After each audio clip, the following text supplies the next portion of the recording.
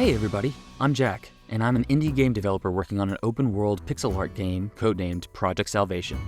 The team is currently working on finishing up the prologue by the end of this month, but Mick, our writer, had some thoughts she wanted to share about writing a video game that she's had for a while, and we thought, might as well, in the meantime. Also, she's the one who got to pick all the images for the video, so if there are more dog pictures than normal, well, that's why. So, let's talk about how to write great dialogue for video games. Whether you're a screenwriter, novelist, or a new dev just like us, jumping into narrative design, one thing holds true across the board. Writing is communication. And communication always starts with one key question. Who is your audience? In traditional fiction, your audience is passive. They're sitting back, reading your words, and letting you take them on a journey.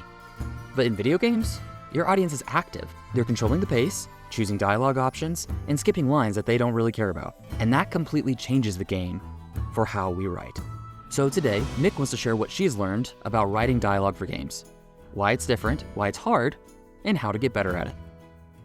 Let's start with the biggest shift. Brevity and clarity matter more than ever. In games, we don't need to spend a paragraph describing the wind through the trees or the golden hue of a character's eyes. That's what the art and level design teams are for, which is awesome, honestly. We get to focus entirely on voice characterization and maybe slip in a dad joke or two, but we lose something too. We lose all non-verbal cues, the sneer, the shrug, the soft smile. You can't write, "He shifted his weight uncomfortably," and expect it to read. Unless it's animated in or voiced in a specific way, it doesn't exist. That means everything has to come through in the words themselves. And because players are in control, your writing has to earn their attention. We've all done it. Mashed through dialogue boxes because we were just itching to get back to the action. Ah! Welcome, adventurer! We find ourselves in the Hills of Doom. The only way forward— Who are you? I am John of the Sand, the only known man to reside in these areas. Where are we? We are in the Hills of Doom. The only way forward is to What go are the healing flowers? The healing flowers? Mate, can you stop? I'm kind of trying to explain it, you keep skipping ahead. Yeah, I'm in a bit of a rush, just want to bash through this and carry Sure. on. Okay. So if your writing drags, if it's too long or too vague, the player's gone. You're writing for an audience that can opt out at any time. That's why brevity is key. Your job is to say exactly what you mean with as few words as possible. And not just any words, the right words. So here's how Mick approaches writing a dialogue scene. Before she even starts writing, she asks two questions. First, what does the player absolutely need to take away from this scene? And second, who's talking and how do they talk? What are their speech patterns, their vocabulary? What kind of words would they never use? If you can answer those questions, you know the purpose of the scene and the tools you have to work with. Then you can just start writing. First drafts are for momentum, not perfection. Sometimes Mick suggests to leave a little placeholder, like insert snarky line here, or something awesome goes here.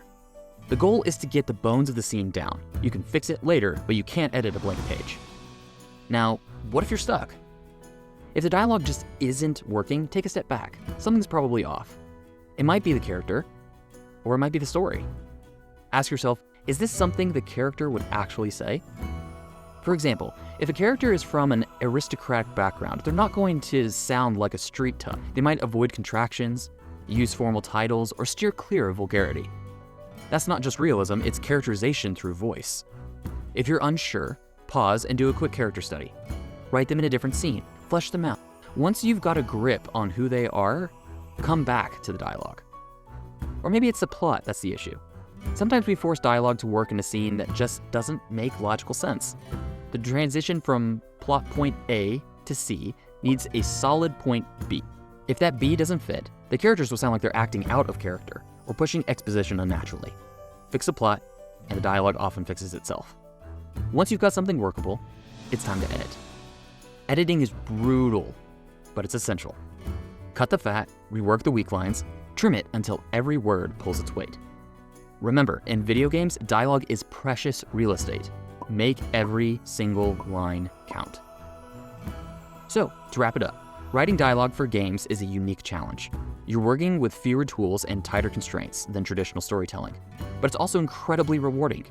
You get to shape how players experience your world, what they learn, how they feel, and what they remember.